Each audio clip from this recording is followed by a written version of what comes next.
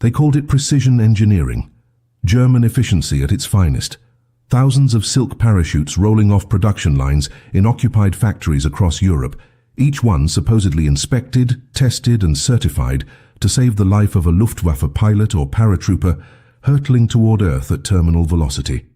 But here's what they didn't tell you, what was buried in the ashes of World War II and only whispered about in the decades that followed. Some of those parachutes were designed to fail, not by German engineers, not by Allied bombers, but by the quiet, unassuming women who stitched them together, one treacherous seam at a time. These weren't soldiers. They weren't spies with cyanide capsules and fake identities. They were seamstresses, factory workers, mothers and daughters who turned their needles into weapons and their thread into acts of defiance that would send Nazi airmen plummeting to their deaths. This is the story of the most dangerous sabotage you've never heard of, carried out in plain sight, under the noses of SS guards and Gestapo inspectors, with nothing but a sewing needle and nerves of steel. Picture Europe in 1942. The Nazi war machine is at its peak, crushing everything in its path from the frozen steppes of Russia to the deserts of North Africa. Germany controls nearly the entire continent, and at the heart of this empire are the factories, the workshops, the assembly lines where occupied populations are forced to build the very weapons being used to enslave them. In Poland, in France, in Czechoslovakia, in the Netherlands, women are conscripted into textile factories churning out uniforms, tents, and most critically, parachutes. These aren't just any parachutes. They're life or death equipment for the Luftwaffe, for the Fallschirmjäger paratroopers, for the pilots bailing out of burning Messerschmitts over England. Every seam, every panel, every reinforced stitch is supposed to meet exacting standards. Because when you're falling from 20,000 feet, there's no room for error. The Nazis knew this. They implemented brutal quality control measures, random inspections, severe punishments for any defect found. Getting caught meant torture, execution, or a one-way ticket to a concentration camp. The stakes couldn't be higher. But here's what the Germans didn't account for: the hatred simmering beneath the surface of compliance. These women weren't just workers. They were prisoners in their own countries, watching their sons dragged off to labor camps, their husbands shot in the streets, their homes bombed, their futures erased. They sat at their sewing stations 12, 14, 16 hours a day, forbidden to speak, watched constantly, living on starvation rations while they produced equipment for the enemy. And somewhere in that suffocating despair, a dangerous idea began to take root. What if the very precision demanded of them could be turned against their oppressors? What if a seam that looked perfect to the naked eye could unravel at 30,000 feet? What if they could kill without ever holding a gun? The resistance networks across occupied Europe whispered instructions through the underground, not dramatic acts of sabotage that would shut down entire production lines and bring immediate retaliation. No, this had to be subtle, invisible, brilliant in its simplicity. The directive was clear: make the parachutes look flawless, but engineer them to fail when it mattered most. This required an understanding of fabric stress points, of tension and load bearing, of exactly how much weakness could be introduced without being detected during inspection. The women learned to make stitches that appeared tight but were actually loose, to use thread that looked regulation but would snap under pressure, to create seams that would hold during the casual tug of a quality check but would rip apart when a 200-pound man slammed into it at terminal velocity. They became experts in calculated imperfection, in sabotage so sophisticated that even German engineers couldn't spot it. But the risk was astronomical. These factories were surveillance states within surveillance states. Nazi inspectors prowled the aisles, watching for any sign of defiance, any hint of sabotage. They would randomly select finished parachutes and test them, sometimes by loading them with weights, sometimes by actually deploying them from towers. If a parachute failed during testing, the entire production line would be interrogated, sometimes tortured, always watched even more closely. The women developed codes, silent signals passed with glances and subtle gestures. They rotated who would sabotage which parachute, ensuring no single worker was responsible for multiple failures in a traceable pattern. They covered for each other, created decoys, lived every single day knowing that one mistake, one suspicious inspector, one unlucky test could mean death not just for them, but for everyone they loved. And yet they persisted. Month after month, year after year, these invisible soldiers of the resistance sent their deadly needlework out into the world. How many Nazi pilots pulled their ripcords over London, over Stalingrad, over Normandy, only to watch in horror as their parachutes shredded apart? How many Fallschirmjäger paratroopers, the supposed elite of the German military, tumbled helplessly to earth because a Polish mother, or a French teenager, or a Dutch grandmother had deliberately weakened a seam during her lunch break? We'll never know the exact number. The beauty and the tragedy of this sabotage is that it was designed to leave no evidence, no testimony, no trace. Just empty sky and bodies hitting the ground at 120 miles per hour. The occupation of Western Europe happened with terrifying speed. When the Wehrmacht rolled through Poland in September 1939, then smashed through France, Belgium, the Netherlands and beyond in 1940, it wasn't just nations that fell. It was entire industrial ecosystems that suddenly belonged to the Third Reich. Germany didn't just want territory. They wanted production capacity, resources, factories, and most importantly, skilled labor that could be exploited without mercy. The Nazis had a problem. Their war machine was expanding faster than their domestic workforce could supply it. So they did what empires always do. They enslaved the conquered. Across occupied Europe, factories were seized, retooled, and repurposed to feed the German military. Textile mills that once produced civilian clothing now churned out Wehrmacht uniforms. Engineering plants built aircraft parts. And in dozens of facilities scattered from Warsaw to Amsterdam, women found themselves forced into producing parachutes for the Luftwaffe. The parachute production process was elaborate and unforgiving. It began with silk, miles and miles of it, imported or looted from across Europe and Asia. The fabric had to be cut into precise panels, each one shaped to create the dome that would catch air and slow a falling body.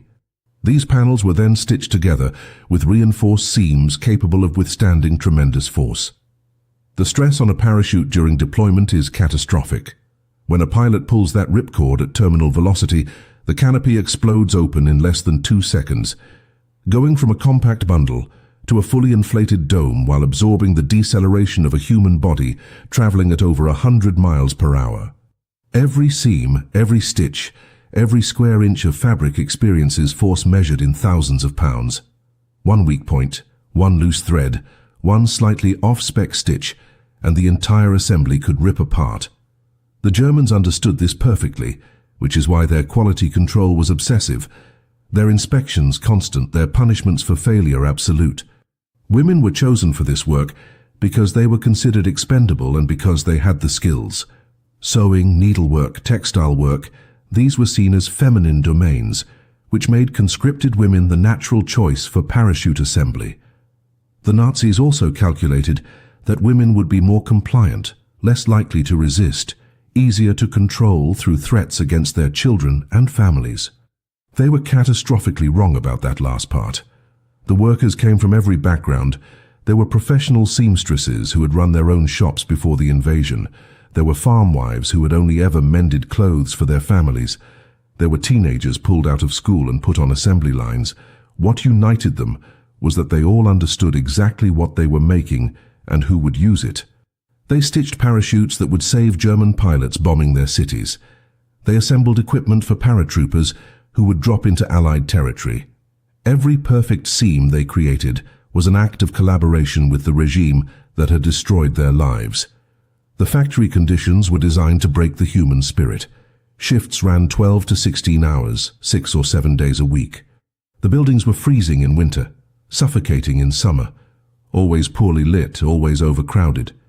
Food rations were deliberately kept below subsistence level, just enough to keep workers functional, but constantly hungry, constantly weak, too exhausted to think about resistance. Speaking was forbidden on the production floor. Bathroom breaks were timed and limited. Guards, both German soldiers and local collaborators, patrolled constantly with rifles and clubs, quick to punish any perceived slowness or defiance. Women who complained were beaten. Women who made mistakes were beaten. Women who were simply in the wrong place at the wrong moment were beaten. And those were the lucky ones. The unlucky ones were made examples of, dragged out into the factory yard and shot in front of their co-workers as a reminder of what happened to saboteurs. Yet even in this hell, resistance took root. It started small, almost imperceptibly. A woman would notice that a particular type of stitch, if pulled at a slightly different tension, looked identical to the regulation standard, but would be fractionally weaker. Another would discover that certain thread, when exposed to moisture or friction, would degrade faster than expected. Information began to circulate through whispered conversations in bathroom stalls, through notes hidden in lunch containers, through signals passed during the brief moments when guards weren't watching. The resistance networks outside the factories, the underground movements fighting the occupation, recognized the strategic value of what these women could do. They began smuggling in instructions, technical specifications showing exactly where parachutes were most vulnerable, exactly how much sabotage could be introduced without triggering immediate detection. The women learned that they didn't need to destroy every parachute. Even a 10 or 20% failure rate would be devastating to German airborne operations and impossible to trace. The transformation from victim to saboteur didn't happen overnight. It required not just courage, but technical expertise that these women had to develop under the most dangerous conditions imaginable. They needed to understand the engineering principles of parachute failure without access to textbooks, without training, without any margin for error. The resistance cells outside the factories began recruiting engineers, former military personnel, anyone with knowledge of aerodynamics and textile stress analysis. These experts would create simple, memorizable instructions that could be passed along through the underground network. The key was identifying the critical failure points, the places where a parachute could be compromised without obvious visual detection. The main canopy seams, where individual panels connected, were prime targets. These seams bore the majority of deployment stress, and a weakness here would only reveal itself under the violent deceleration of actual use. The suspension lines, the cords connecting the canopy to the harness, were another opportunity. If these lines were stitched with slightly reduced thread count, or with intentional microscopic gaps, they might pass inspection but snap when subjected to real-world force. The women developed a sophisticated system of selective sabotage. They couldn't compromise every parachute that crossed their stations, because mass failures would trigger investigations, factory shutdowns, and mass executions. The sabotage had to be random enough to seem like quality control issues rather than deliberate acts. Some women would target every fifth parachute. Others worked on a rotation system, ensuring that failures would be spread across different production batches, different inspectors, different time periods.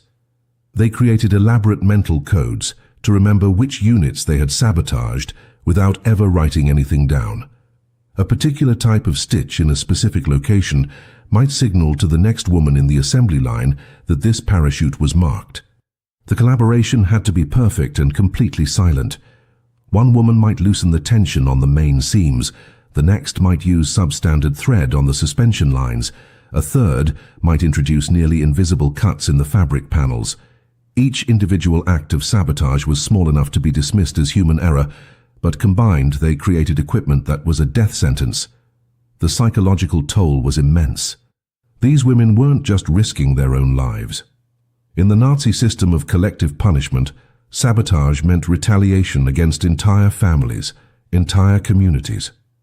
If a factory was suspected of deliberate production sabotage, the consequences were medieval. The Gestapo would round up workers and their relatives, conduct brutal interrogations, execute people at random to terrorize the rest into compliance. The women lived with this knowledge every single day. They watched co-workers disappear, heard screams from interrogation rooms, saw bodies hanging from factory gates as warnings. And still they continued, because the alternative, full cooperation with the Nazi war machine, was a different kind of death. Every parachute they sabotaged was an act of war, a strike against the regime that had taken everything from them. It was also deeply personal revenge. The pilot whose parachute failed might have bombed their neighborhood. The paratrooper who fell to his death might have been destined to kill Allied soldiers, to extend the occupation, to ensure the war continued. The technical execution required extraordinary attention to detail. The stitching had to look absolutely perfect to the naked eye, and even under basic inspection.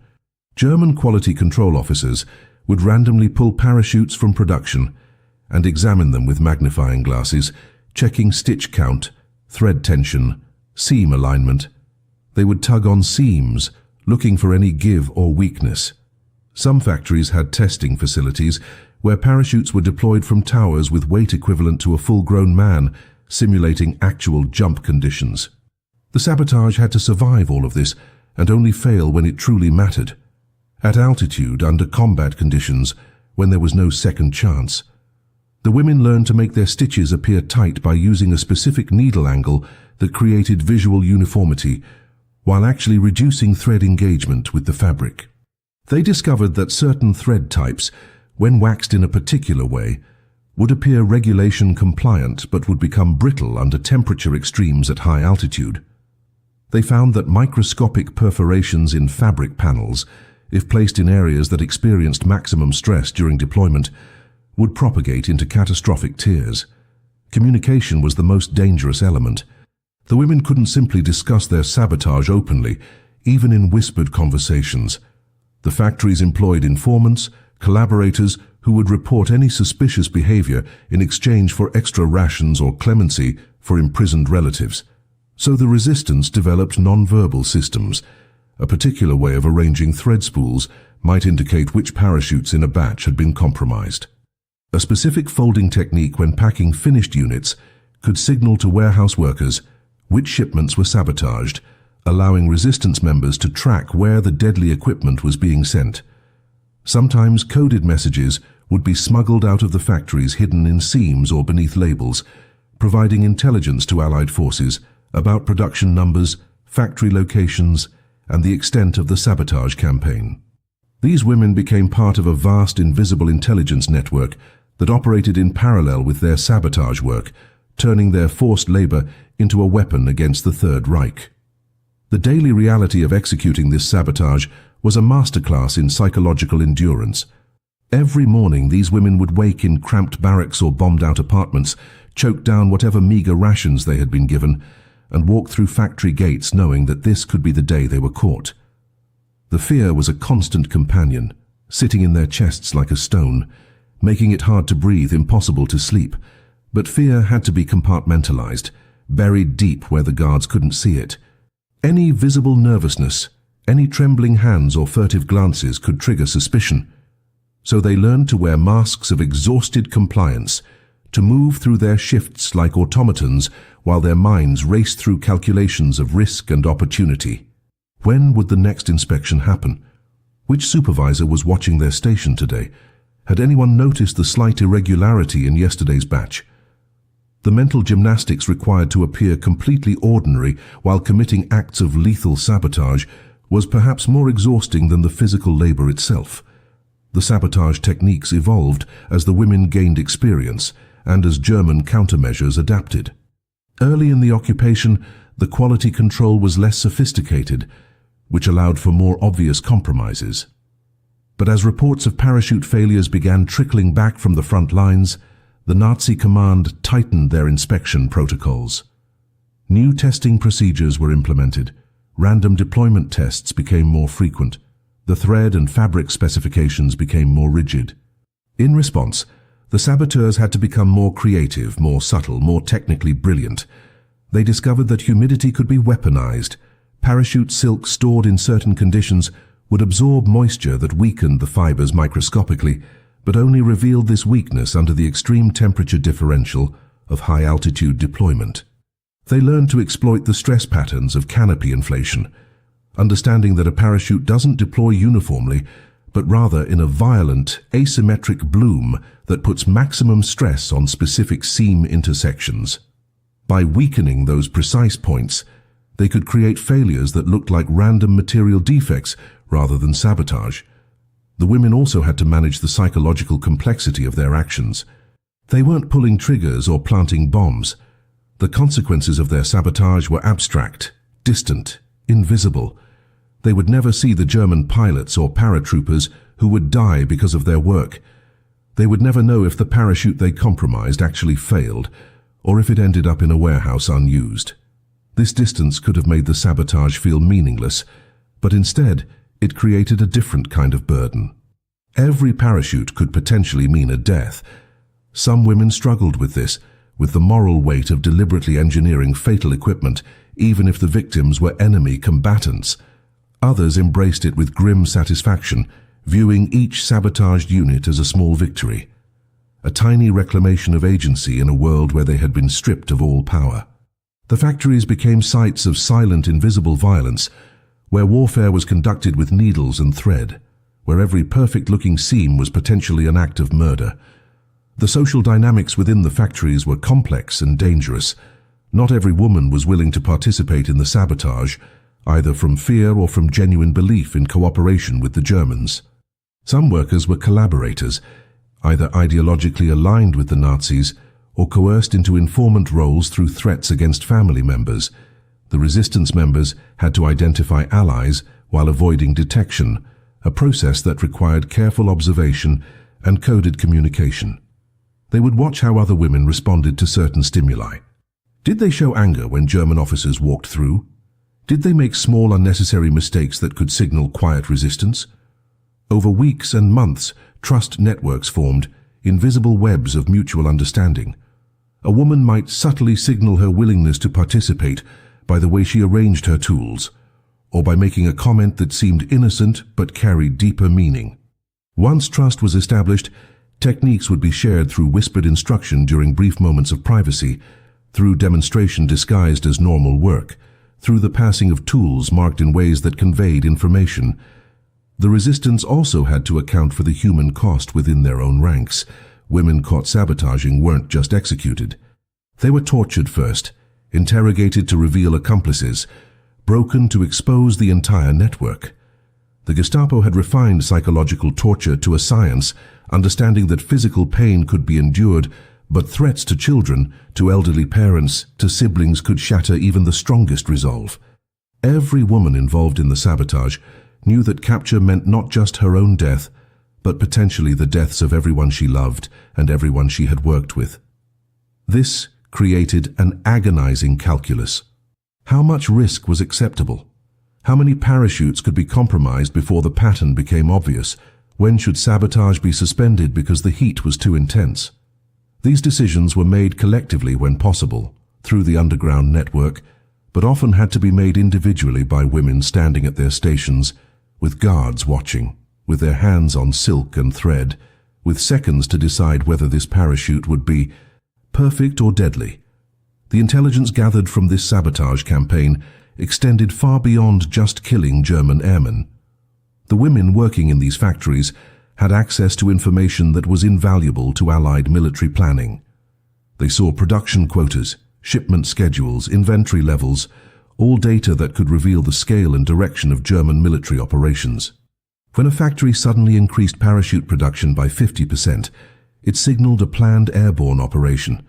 When shipments were redirected to specific regions, it indicated where the Luftwaffe was concentrating forces. The resistance networks outside the factories desperately needed this information, and the women inside became impromptu intelligence agents. They memorized serial numbers, tracked batch destinations, observed which German units were receiving equipment. This information was then smuggled out through elaborate dead-drop systems. A woman might hide a tiny note in the lining of her coat, which would be retrieved by a resistance contact during her supervised walk home. Others would memorize details and recite them during brief encounters in markets or churches, locations where surveillance was lighter. The most dangerous moments came during the random Gestapo sweeps that could happen without warning. The factory doors would suddenly lock, guards would flood the floor, and every worker would be subjected to immediate search and interrogation. These sweeps were designed to create panic, to catch saboteurs off guard, to find evidence before it could be hidden or destroyed. The women had developed emergency protocols for these situations. Sabotaged parachutes in progress would be immediately abandoned, the worker moving to a different station to create confusion about who had been working on which unit. Any tools or materials that had been modified for sabotage purposes, needles filed to create specific stitch patterns, Thread that had been deliberately weakened would be hidden in pre-designated locations or quickly destroyed. The mental preparation for these moments was crucial. A woman had to be able to switch instantly from saboteur to terrified compliant worker, to withstand shouted questions and physical searches without breaking character, to maintain her cover story under pressure that could crack stones. Some factories experienced horrifying purges when sabotage was discovered or even just suspected. The Nazis would line up workers and conduct brutal interrogations, sometimes selecting victims at random and torturing them publicly to terrorize others into confession. In one documented case from a Polish parachute facility in 1943, a batch of compromised parachutes was discovered during testing before deployment. The failure rate was too high to be coincidental, too consistent to be random manufacturing defects. The Gestapo shut down the entire factory for 2 weeks. Every worker was interrogated. Dozens were beaten. 7 women were executed without trial, shot in the factory courtyard as their co-workers were forced to watch. The message was clear and absolute. Sabotage would result in collective punishment so severe that the price would always exceed any possible benefit. And yet, even after witnessing these executions, even after seeing friends and colleagues murdered, the sabotage continued. Within weeks of the factory reopening, new batches of compromised parachutes were quietly entering the production stream. The technical sophistication of the sabotage reached remarkable levels as the war progressed and as the women gained expertise. They began to understand not just how to make parachutes fail, but how to make them fail in specific ways that would be most lethal. A parachute that failed completely during deployment would at least give the victim a quick death. But a parachute that deployed partially, that seemed to be working but was actually compromised, could create a slower, more agonizing descent where the victim had time to understand what was happening, to realize they were going to die, to experience those final moments of terror. Some saboteurs specifically engineered this outcome, creating canopies that would inflate to about 60 or 70% capacity, enough to slow the fall slightly, but not enough to save a life. The psychological weapon was as important as the physical one. German pilots and paratroopers began to develop deep anxiety about their equipment, questioning whether the parachute on their back was reliable, whether the women who had packed it had hated them enough to engineer their death. The women also learned to sabotage auxiliary equipment beyond just the main canopy. Reserve parachutes, the backup systems that were supposed to deploy if the primary failed, were particularly valuable targets. A pilot whose main parachute malfunctioned might pull his reserve ripcord in those final desperate seconds, only to discover that it too had been compromised. The harness systems, the straps and buckles that connected the parachute to the wearer's body, could be weakened in ways that caused them to fail under deployment stress, sending the canopy flying away while the victim continued falling. The women studied every component, every vulnerability, every opportunity to turn life-saving equipment into a death sentence. They became experts in a dark, inverted engineering, designing not for function, but for catastrophic failure disguised as functionality. The psychological warfare extended beyond just the equipment failures themselves. German military command began receiving disturbing reports from the Eastern Front, from North Africa, from occupied territories across Europe. Parachute malfunctions were occurring at rates that defied statistical probability. Entire Fallschirmjäger units were reporting casualties not from enemy fire, but from equipment failure during routine training jumps. Luftwaffe pilots who had survived being shot down over enemy territory were dying during bailout attempts because their parachutes shredded on deployment. The Nazi high command initially attributed this to supply chain issues, to material shortages caused by Allied bombing of German industrial centers, to the increasing difficulty of sourcing quality silk as the war turned against them.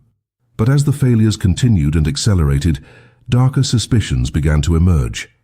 Internal SS memos from 1943 and 1944, discovered after the war, show growing paranoia about systematic sabotage in occupied factories. The problem was that proving deliberate sabotage was nearly impossible. A failed parachute was destroyed in the failure. The evidence literally fell from the sky and splattered across the ground, leaving nothing but a body and shredded fabric. The German response was to implement even more draconian quality control measures, which ironically played into the hands of the resistance. New inspection protocols required multiple sign-offs at each production stage, creating a paper trail that documented which workers had touched which parachutes. The Nazis believed this would deter sabotage by making accountability absolute. Instead, it forced the resistance to become more sophisticated in their coordination. Women learned to exploit shift changes and inspector rotations, timing their sabotage for moments when accountability was confused or when specific sympathetic inspectors were on duty. Some inspectors were actually part of the resistance themselves, recruited from among local collaborators who had been coerced into service and were secretly working against the regime. These inspector saboteurs would approve compromised parachutes during their checks, providing a false seal of quality that allowed deadly equipment to pass through multiple checkpoints. The system the Germans designed to prevent sabotage became a tool that enabled it. The factories themselves became sites of extraordinary tension as the war dragged on and German fortunes declined. By 1944, the tide had clearly turned. The Soviets were pushing from the east. The Allies had landed in Normandy and were grinding through France. German cities were being reduced to rubble by around-the-clock bombing campaigns. The workers in occupied factories could sense the growing desperation in their overseers, the increasing brutality that came from fear of losing the war. Production quotas were raised to impossible levels. Shifts were extended even further. Rations were cut again and again. The guards became more violent, more paranoid, quicker to punish even imagined infractions. But this desperation also created opportunities. As the Nazi administration became more chaotic, as resources dried up and supply chains collapsed, quality control became inconsistent. Inspectors were overworked and distracted. Materials were increasingly substandard, making it easier to hide sabotage among genuine defects. The women pushed their campaign harder, understanding that every parachute they compromised now might help end the war sooner. The human stories within this larger narrative are heartbreaking and heroic in equal measure. There was Maria, a seamstress from Łódź, whose husband and 2 sons had been shot during the initial invasion of Poland. She worked in a parachute factory for 3 years, sabotaging an estimated 200 units, before being caught in a random inspection sweep in early 1944. She was tortured for information, but revealed nothing, protecting her network even as the Gestapo broke her fingers one by one. She was executed by firing squad at age 47. There was Anne, a Dutch teenager who was only 16 when she was conscripted into factory work in Amsterdam. She learned sabotage techniques from older women and became so skilled that she could compromise a parachute in under 30 seconds while appearing to work normally. She survived the war and lived until 2003, never speaking publicly about what she had done, carrying the weight of her secret resistance in silence for nearly 60 years. There was Françoise from Lyon, a former dress shop owner who organized an entire cell of saboteurs within her factory, coordinating their actions through a system of signals so subtle that even workers not involved in the resistance never noticed. Under her quiet leadership, her factory sent out compromised parachutes at nearly twice the rate of other facilities, all while maintaining the appearance of perfect compliance. She was arrested in August 1944, just weeks before Lyon was liberated by Free French forces. She was deported to Ravensbrück concentration camp and died there 3 months before the end of the war. These weren't trained soldiers or professional spies. They were ordinary people who found themselves in extraordinary circumstances and made the conscious decision that collaboration, even under threat of death, was unacceptable. They turned their enforced labor into warfare, their needles into weapons, their compliance into the deadliest form of defiance. The actual impact of this sabotage campaign on German military operations was far more devastating than even the resistance networks could have known at the time. Declassified Allied intelligence documents from the post-war period reveal that German airborne operations suffered catastrophic equipment failure rates in the latter half of the war. During Operation Rösselsprung in Yugoslavia in May 1944, a mission to capture partisan leader Josip Broz Tito, German paratroopers experienced parachute failure rates approaching 15% during the drop. 15 out of every 100 men who jumped either died or were critically injured not from enemy action, but from their own equipment betraying them mid-air. The operation failed partially because the Fallschirmjäger units arrived on the ground under strength, disorganized and demoralized by watching their comrades plummet to their deaths. Similar failure rates plagued German airborne operations on the Eastern Front, where already desperate situations were made worse by the knowledge that jumping from an aircraft carried risks beyond just enemy anti-aircraft fire. The psychological impact on German pilots and paratroopers became a weapon in itself. Imagine being a Luftwaffe fighter pilot over enemy territory, your aircraft damaged and burning, knowing you need to bail out to survive. You reach for the ripcord with the knowledge that your parachute was assembled by women who hate you, who have every reason to want you dead, who might have spent their lunch break engineering your death. That moment of hesitation, that flash of doubt as you pull the cord, that split second of wondering if the canopy will open or if you'll simply continue falling, that's psychological warfare at its most intimate and terrifying. Multiple German veteran accounts from post-war interviews mention this fear, this loss of confidence in their own equipment. Some pilots reportedly chose to attempt crash landings rather than bail out, believing they had better odds of surviving a controlled crash than trusting a parachute that might have been sabotaged. This fear was entirely rational and completely justified. The sabotage also created cascading logistical problems for the German military. As failure rates climbed, the Luftwaffe had to allocate additional resources to parachute testing and quality control, pulling personnel and equipment away from other critical tasks. Entire batches of parachutes had to be recalled and retested, creating supply shortages that affected operational planning. Training facilities reported increased casualties during routine jumps, forcing changes to training protocols and reducing the flow of qualified paratroopers to combat units. The cost of the sabotage wasn't just measured in individual deaths, but in the broader degradation of German military capability. Every compromised parachute represented not just a potential casualty, but also wasted resources, diverted attention, and eroded confidence in the supply chain that kept the Wehrmacht functioning.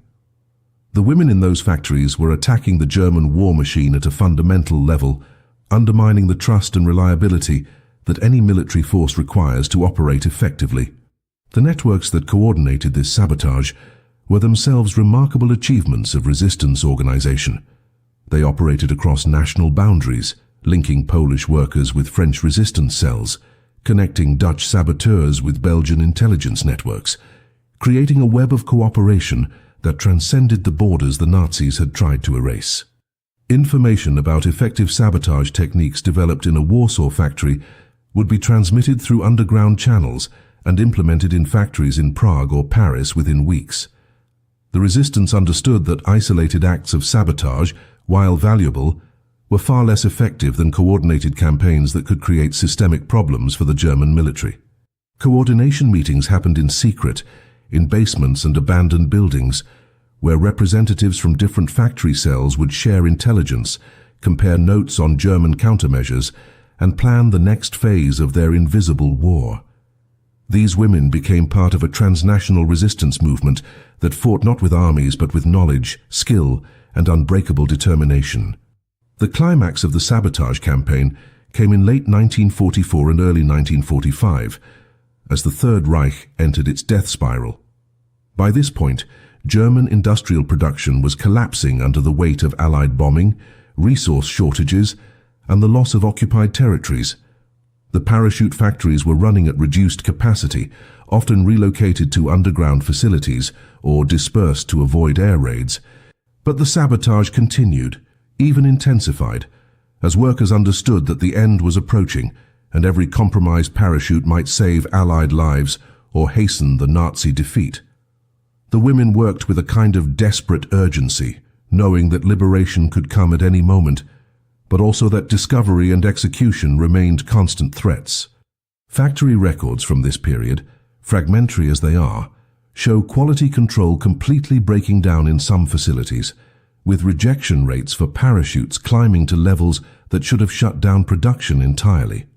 The German overseers, themselves increasingly demoralized and fearful of the approaching end, sometimes looked the other way, allowing sabotaged equipment through rather than dealing with the bureaucratic nightmare of investigating and punishing the perpetrators. As Allied forces advanced across Europe in the final months of the war, they began liberating the factories where this silent war had been waged for years. American, British, Canadian, and Soviet soldiers who entered these facilities expecting to find weapons production or ammunition dumps instead, discovered warehouses full of parachutes and rooms full of exhausted, traumatized women still sitting at their sewing stations. The liberators initially didn't understand what they were seeing. These didn't look like munitions factories or sites of obvious military importance. They looked like textile mills, sweatshops, places of brutal labor exploitation, but not necessarily strategic targets. It was only when intelligence officers began interviewing the workers, when translators started hearing the stories, that the scope of what had happened began to emerge. These women, who looked like ordinary factory workers who seemed unremarkable in every way, had been conducting one of the most successful sabotage campaigns of the entire war. They had killed German airmen without firing a shot, disrupted military operations without explosives, and they had done it for years while living under the constant threat of torture and execution. The evidence of their work was everywhere once you knew what to look for. Allied investigators examining the factories found parachutes in various stages of assembly, and when they brought in their own technical experts to inspect them, they discovered the brilliant subtlety of the sabotage. Seams that looked perfect revealed microscopic weaknesses under stress testing. Thread that appeared regulation compliant showed signs of deliberate degradation. Fabric panels had nearly invisible perforations placed in exact locations to cause maximum catastrophic failure. The technical sophistication stunned the Allied engineers who examined it. These weren't crude acts of vandalism. This was precision sabotage that required deep understanding of parachute engineering, stress physics, and material science. The fact that women working under brutal conditions, with limited education, with no access to technical manuals or engineering resources, had developed these techniques through observation, experimentation, and shared knowledge was extraordinary. They had reverse-engineered reliability into unreliability, had turned the German obsession with precision against itself. The women themselves were often reluctant to talk about what they had done, even to their liberators. Years of enforced silence, of living in constant fear, had trained them to reveal nothing to anyone. Some feared that even after liberation, speaking about sabotage might bring retaliation from remaining Nazi sympathizers or collaborators. Others carried profound trauma from what they had endured and witnessed, and revisiting those experiences was simply too painful. Many felt a complex guilt about the deaths they had caused, even though their victims were enemy combatants. Taking a life, even indirectly, even in warfare, even in legitimate resistance against occupation, leaves marks on the soul. These women had spent years deliberately engineering fatal equipment, had gone to sleep every night, knowing that somewhere, someone might be falling to their death because of stitches they had made that afternoon. The moral weight of that, combined with the trauma of the factories themselves, created psychological burdens that many carried silently for the rest of their lives. The immediate aftermath of liberation was chaotic and often disappointing for the saboteurs. There were no parades for them, no medals, no public recognition of their contribution to the war effort. In the grand narrative of World War II that was already being written, there was little room for the stories of women in factories doing quiet, invisible work. The heroes were the soldiers who stormed beaches, the pilots who flew bombing missions, the generals who planned campaigns. The resistance fighters who got attention were the ones with guns, the partisans who ambushed German convoys, the spies who stole documents. Sabotage by seamstresses didn't fit the dramatic arc that the world wanted from its war stories. Many of these women simply returned to whatever remained of their pre-war lives, if anything remained at all. They found homes destroyed, families dead or scattered, communities erased. They tried to rebuild in the ruins, carrying secrets that few people would ever know or understand. Some women did try to document what had happened, giving statements to Allied war crimes investigators, providing testimony for post-war trials of Nazi officials. But even these efforts often led nowhere. The sabotage was difficult to prove after the fact. The parachutes that had failed were destroyed in their failures. The German records of equipment malfunctions had often been destroyed in the chaotic final days of the Reich, or were buried in archives that would take decades to fully examine. The factory supervisors who might have been prosecuted for war crimes had often fled, or were being tried for more obviously provable offenses like murder or deportation. The sabotage campaign, despite its military significance, left little physical evidence. It existed primarily in the memories of the women who had conducted it and in the unmarked graves of German airmen scattered across Europe, men who had died because a Polish seamstress or a French textile worker had decided that compliance was not an option. The post-war years brought a peculiar kind of silence around this chapter of resistance history. As Europe rebuilt from the ashes, as the Cold War began to reshape political narratives, the story of the parachute saboteurs faded into obscurity. Part of this was deliberate suppression. The Soviet-controlled East wanted to emphasize partisan warfare and communist resistance movements, not individual acts of sabotage by women who didn't fit neatly into ideological categories. The Western powers were focused on rebuilding Germany as a bulwark against communism, which made highlighting German wartime failures and the effectiveness of civilian resistance politically inconvenient. There was also a pervasive sexism in how war stories were told and remembered. Women's contributions to the war effort, unless they involved nursing or support roles that reinforced traditional gender expectations, were systematically downplayed or erased from official histories. The idea that ordinary seamstresses had conducted one of the most lethal sabotage campaigns of the war, that they had killed more effectively than many commando units, didn't align with the post-war narrative of how warfare worked and who got to be heroes. The women themselves often chose silence for deeply personal reasons. Many suffered from what we would now recognize as severe post-traumatic stress disorder, though that diagnosis barely existed at the time. They had nightmares about the factories, about the guards, about the friends they had watched die. Some experienced profound survivor's guilt, questioning why they had lived when so many others had been executed or had died in concentration camps. The act of sabotage itself, of deliberately causing deaths even in the context of justified resistance, created moral injuries that were difficult to process or discuss. How do you explain to your children that you spent the war engineering fatal parachutes? How do you reconcile being a mother, a grandmother, a pillar of your reconstructed community with the memory of having killed dozens or hundreds of men through methodical, calculated sabotage? Many women simply locked those memories away, never speaking of them even to their closest family members, taking their stories to the grave. A few women did attempt to seek recognition or compensation for their resistance work.